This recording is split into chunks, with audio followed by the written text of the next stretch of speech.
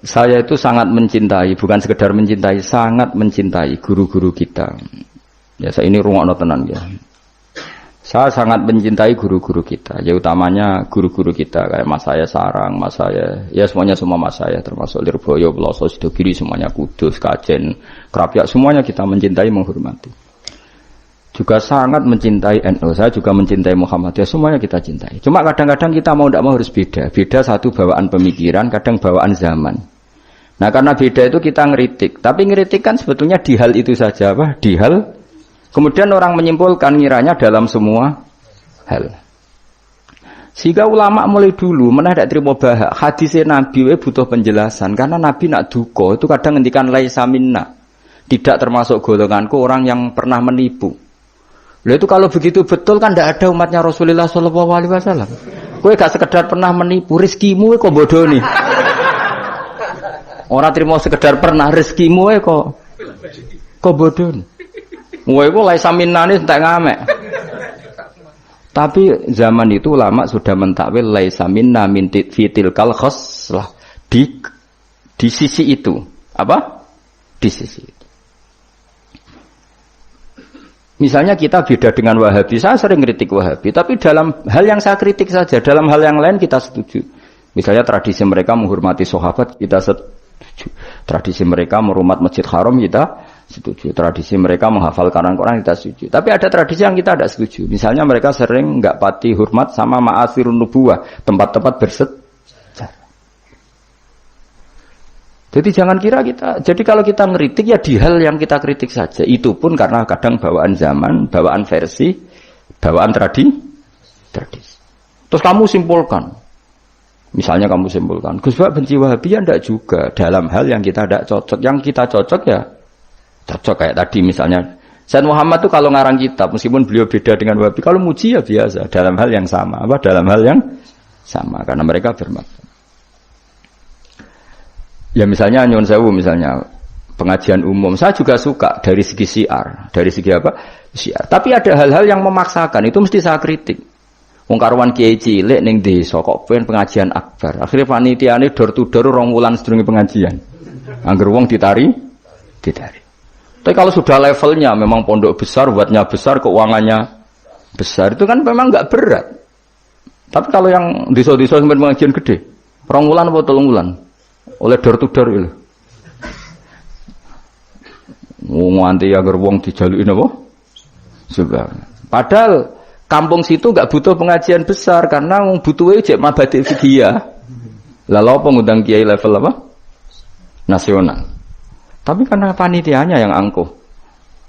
Ya seperti ini harus dikritik, tapi bukan berarti kita membenci karena ya ada sisi baiknya. Misalnya nah nyimpulkan rezekinya gitu. Misalnya ada orang alim soleh ketemu wong ayu di jalan tanya, saking pundi mbak, saking mriki. Sebetulnya ini murni hakul jar karena tetangganya dia takok. Berarti muamalahnya hakul. Terus wong alime ya terbatas. Oleh delok ora kok ngarep ngisor nganti dhuwur sak kadare.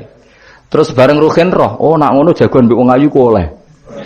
Wong aku tahu ketemu wong alim ya jagoan mbek wong ayu. Nah itu jenenge kesimpulan. Kan terus sak karepe dhewe jenenge nyimpulno iku sak karepe. Bisa saya ulang lagi ya, ini sebagai napa kita niru Rasulullah sallallahu alaihi wasallam. Wong mukmin kabeh kudu salimus sadri, napa salimus terus selamat dadane. Kula hormat sama semua orang se-Indonesia yang memberi kontribusi pada agama ini, saya hormat. Cuma bawaan kita beda itu dalam hal itu, apa dalam hal itu. Ya misalnya gini, nyuwun sewu, misalnya saya dengan tokoh-tokoh besar itu yang saya sebut itu saya hormati semua. Dengan tokoh yang kita mungkin cara zahir beda kita hormat. Cuma mau tidak mau mang kita kadang kritik, tapi itu bukan bawaan kebencian, bawaan tadi kondisi, napa? Misalnya gini nyuwun sewu ya. Saya tetap menghormati semua siapa saja memberi kontribusi pada agama ini. Baik yang terkenal maupun tidak, yang tersembunyikan namanya maupun tidak. Saya sampai sekarang masih punya adat sowan kiai-kiai yang enggak terkenal tapi memberi kontribusi pada agama ini. Saya hormat. Tapi yang tidak terkenal juga punya sisi negatif sebetulnya. Karena orang enggak bisa mengakses karena enggak. Yang terkenal punya sisi positif yaitu syiar. Tapi resikonya biasanya terkontinu, terrutinkan hanya ngomong-ngomong ketika ada acara besar. Tapi hariannya kurang bagus biasanya karena fokus apa? Ya fokus kebesaran tadi. Kalau yang kecil biasanya hariannya bagus, bikin madrasah, bikin dinia, tapi nggak mudah diakses karena nggak terkenal. Ya itu bawaan manusia plus Sallallahu Alaihi Wasallam, didikan Kanjeng Nabi. Saya hormat sama tokoh saya termasuk tokoh negara. Saya hormat siapa saja karena tetap menjaga kestabilan, menjaga apa? Meskipun dalam banyak hal kita beda. Ya kadang beda itu kadang kita ngeritik. Itu bawaan ulama dulu. Zakaria Al-Ansori itu ya ora cocok kok Imam Suyuti. Imam Suyuti ora cocok kok Imam Sakhawi. Nek ketemu mbok takok bor. Ya ulama dulu biasa satu kurun itu saling enggak bertanya karena fokus ke dunia masing-masing. Misalnya tradisi kita kalau ngaji Quran itu ya yang ditanyakan sanadnya dulu. Tradisi mereka tajwidnya dulu misalnya atau tradisi mereka itu makna dulu. Kita tidak tahu. Misalnya tradisi di India. Tradisi di India itu anak kecil itu kalau ngaji bersamaan dengan maknanya. Meskipun kecil. Di dalam sisi itu bagus India. Tapi Indonesia enggak. Indonesia itu lebih suka makhrajnya dulu. Yang tentang fikihnya ada paket lain, ada paket. Terus kalau tradisi keluarga saya meskipun keluarga Quran itu anak kecil ya enggak disuruh ngapalkan Quran. Bapak saya enggak pernah nyuruh saya ngapalkan Quran, tapi setelah bisa baca kitab ya baru disuruh ngapalkan. Ada yang enggak, yang ngapalkan dulu biar apa? Otaknya masih jernih katanya. Ya macam-macam, semuanya baik. Dan kita saling ngeritik. Ngeritik karena tadi nak cacilik langsung ngapal lo, kadang najis gak roh sopan santun. Yang fatalnya lagi kadang akidah Ahlussunnah wal Jamaah gak ngerti. Jadi ada lucu kan akhirnya hafal Quran tapi akidahnya tidak Ahlussunnah karena gak pernah dikenalkan Ahlussunnah. Tapi sisi baiknya karena masih kecil gampang apa? Hafal, kemudian orang tuanya niat benain akidah Ahlussunnah. Ada yang sebaliknya dibelajarkan Ahlussunnah dulu baru ngapalkan. Mungkin sisi negatifnya mungkin deh. Nek isu teke tuwek-tuwek ngene iki kan. Kowe gelem mesti ngapal Quran setor wae aku. Nek rawat ini diakhiri wal asri. Amma yatasa alun anin nahbail azim wa apa innalil muttaqin. Lalu sering nampa setoran wong tuwek-tuwek lucu-lucu. Wong tuwek-tuwek sing ben mati husnul khotimah kadang Gus kula wis tuwek tapi kepen setor Quran mbek jenengan. Tahu tak turuti. Rata-rata rong juz wis nyerah. Dereng enten sing langkai 2 juz. Kadang nyerahi wis setruk, kadang yang mati macam-macam lah. Apa iku teke wong tuwek iku beda. Padahal maca. Tapi saking gelam jare piye? Dadine lafate ku aneh. Mau menarik maca fam bajasat fanjab. Oh. Bulan. Wasama idatil khubuk diwaca khibuk mbah. Sebab lereni mbah teman pusing kula Mas.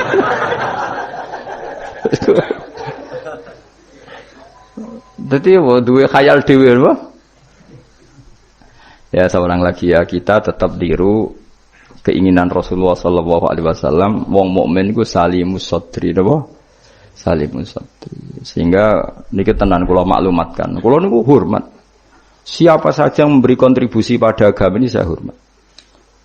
Tapi kalau ngeritik bukan berarti kebencian karena tadi ada sisi yang kita harus ngomong untuk menjaga kestabilan jalannya hadis syariah. Misalnya saya dengan Pak Yusuf Mansur hormat. Saya dengan siapa saja dengan Ustadz Abdus Somad, dengan UAS, saya hormat. Tapi ada sisi yang kita harus ngomong karena banyak ustadz yang nggak terkenal tapi juga ikut memberi kontribusi agama ini. Makanya saya ngikuti yang tidak terkenal ini tak hormati. Tapi semuanya kita hormati dari segi syiar memberi kontribusi. Kalau yang sedang tidak cocok ya dalam hal itu saja. Fitilkal khaslah. Ingat-ingat apa? Fitilkal khaslah. Tapi jangan semuanya ndak. Kita semua dididik Rasulullah salimus sadri apa? Salimus sadri. Begitu juga saya dulu dengan siapa saja. Asal tadi semuanya itu demi niru Rasulullah sallallahu alaihi wasallam salimus sadri. Napa? Salimus sadri. Fal mukmin salimus sadri. Kita dalam hal misalnya masyarakat senang saya berlebihan, misalnya orang Jawa Timur saya suka dari segi senangnya Kiai. Tapi saya juga sering kritik orang Jawa Timur. Meskipun yang senang saya lah. Ojo berlebihan. Karena kalau berlebihan senang Kiai terus sering sowan. Kadang anggaran gue belanja tigo sowan. Sebenarnya saya bukan ngeritik sowannya, sejak anggaran blojo disalamno template itu terus aku hukumnya iku piye. Nah, kadang ini tak takoki kan sowan aku rombongan bis tak takoki. Lho lari-lari mboten sekolah, mboten napa-napa Gus, yang penting sowan kiai. Lah bocah kok diajari. Lah ngono iku rombongane kadang 3 dina, berarti ya borote, Bro. 3 dina. Jadi saya ngeritiknya itu dalam hal itu saja, tapi mahabbahnya kita seneng, tapi kaifiahnya kadang tidak cocok. Ini perlu dicatat. Jadi hanya seperti itu. Kalau jenengan ini seneng ngaji ya seneng, tapi tetap sama tak kritik. Karena tadi wis gawa 3 perangkat kok gak paham. Yo aneh, ini wis gawa kitab, gawa pulpen, gawa rekaman. Ini kan sudah mengalahkan ulama dulu. Karena ulama dulu tidak bawa rekaman.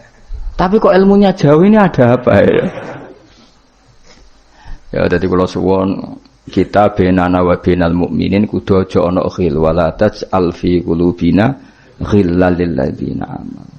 Kulo hormat sama semua tokoh-tokoh hormat.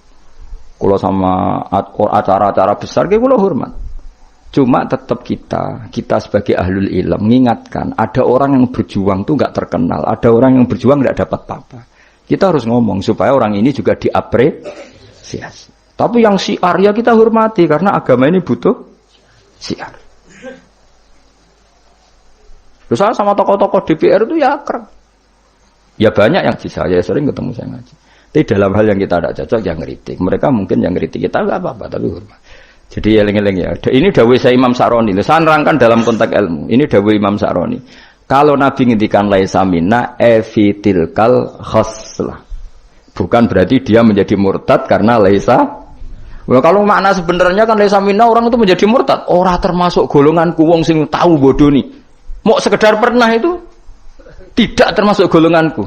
Lah nek iku tenan maknane hakikat sing umat Nabi sapa? Semuanya pernah bodoh nih Pak sering? Sering. Kadang rezekinya ya dari ya nyun sewu koyo kebanyakan maklar itu rezekinya dari apa ya? Gak bodoh nih kira-kira payu gak? Misalnya kayak jujur, maklaran tanah ning Kulon Progo sampai sing tinggu bendara kok. Apa melok apa kabupaten niku? Kulon Progo. Pak, tanahnya tak tuku, lah didamel napa? Weh, kula damel pertanian untuk mriki prospek. Padahal niate iku iki ape dadi apa? Bendara. Dituku rega murah. Misale temen ngene, mugi jemban dadi bandara, Pak. Mung jemban regane larang, mumpun dereng larang kula tak tubas, Pak. Gelem ta ora wong iki? Misale jujur ngono.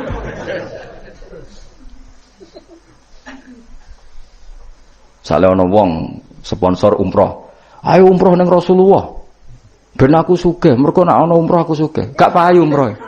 Tapi nek muni ngene, wong kudu kangen Nabi, kangen Ka'bah. Wong ora kangen Nabi Ka'bah. Carane kangen yo umroh. Mandidi, sing jujur mbek sing rapati jujur. Enggak jawab bae kira-kira ayo. Mandidi.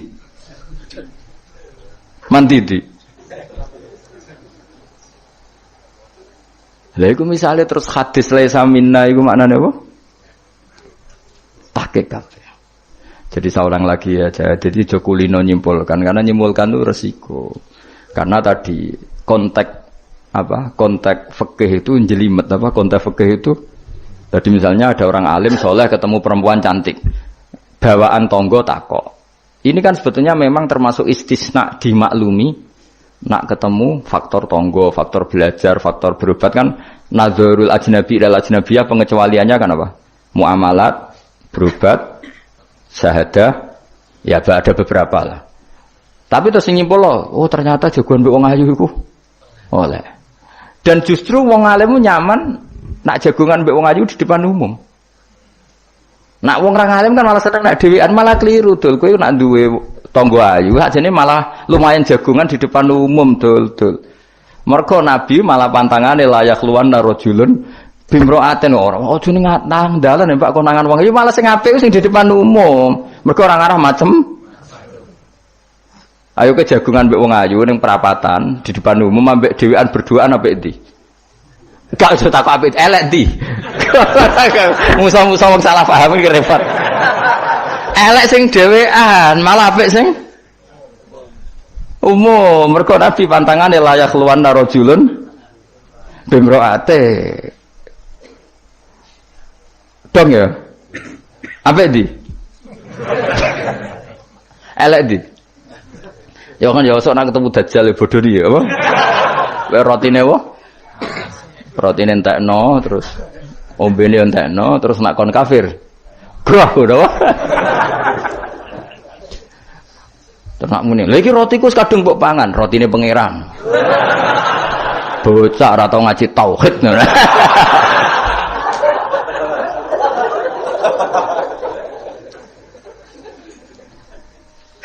Ya jadi saya ulang lagi ya, jadi kita sama semua yang memberi kontribusi pada agama ini kita hormat. Cek terkenal, cek ora terkenal. Tapi dalam hal yang kita tidak cocok kita harus ngeritik. Tapi jangan kebencian. Saya ulang lagi jangan. Karena kalau nggak ada ngeritik repot. Kayak tadi, saya yang ketermaksa ngeritik wiridan. Mana ada orang soleh ngeritik wiridan? Tapi harus saya ingatkan sebagian wong eling pangeran itu sebenarnya eling nafsunya Dia ngajukan proposal kepada Allah. Gayanya wiridan tapi sebenarnya ya itu tuh. Lah nek ini seneng Allah tenan dijak bakas halal haram kan suka. Mergo iku ketentuannya Allah Subhanahu. Malah kadang mending ngene, ngaji halal haram ora penting, sementing ndonga. Mergo ndonga mukhul ibadah. Mendarani ngaji ora penting kok sarap, ngaji kok ora penting. Jadi karena sama-sama berlebihan ini kita sebagai orang alim harus ngomong. Akhirnya kita proporsional. Yo ndonga iku sak kadare tetep di bawah ilmu. Saya ulang lagi di bawah jadi ngamane ndonga bar salat wapalane akeh. Bareng takoki rukune salat yo sak kiai takoki. Kowe bar salat wiridamu akeh, bareng takoki rukune salat piro? Mikir, tak warai 17. Ana sing darani 14, sing ilang apa? Mikir meneh. Padahal bar salat wiridane ya dadi sing ngitung piro hen 13 iku menjadikan tumakninah 4 sebagai paket sito. Dadi rukuk maat tumaknina, sujud tumaknina. Lah yang satu ngitung tumaknina itu menjadi rukun sendiri, maka ditambah 4 menjadi 17. Ada ulama yang mengatakan 18 karena mewajibkan niatul khurud minas sholat. Jadi sebelum assalamualaikum niat keluar dari sholat, karena takutnya kalau nggak niat keluar dari sholat dia apa kenalan mbek pinggire. Assalamualaikum jenengan namine sinten kan repot. Ya ada lah mereka. Lho iso wae saking ya kuatire gawe grup. Jadi saking sering ini kenalan muni assalamualaikum niate iku kenalan. Jadi ada ulama mengatakan karena ketika takbir itu niatnya masuk sholat, maka ketika salam juga niatnya keluar dari sholat. Karena biar fair, karena ketika takbir niat masuk sholat. Karena kenapa? Yang bisa membedakan kalimat-kalimat thayyibah dengan yang lain adalah niat. Coba kita kaget sama orang. Allahu Akbar. Wah, Merapi saiki metu apa gimbale. Kita kaget apa-apa ya bilang Allahu Akbar. Supaya membedakan kalimat Allahu Akbar untuk ta'ajub, untuk kagum dengan sholat, maka Allahu Akbar diniati. Begitu juga salam ini menjadi kalimat adat untuk kenalan gawe grup. Paham ya? Nara niat khawatir niat kenalan, maka harus niat. Paham ya? Subhanallah wa bihamdihi adada khalqihi wa ridha nafsihi wa zinata 'arsyihi wa adada kalimatihi. Subhanallah wa bihamdihi adada khalqihi wa ridha nafsihi wa zinata 'arsyihi wa adada kalimatihi. Subhanallah wa bihamdihi adada khalqihi wa ridha nafsihi wa zinata 'arsyihi wa adada kalimatihi.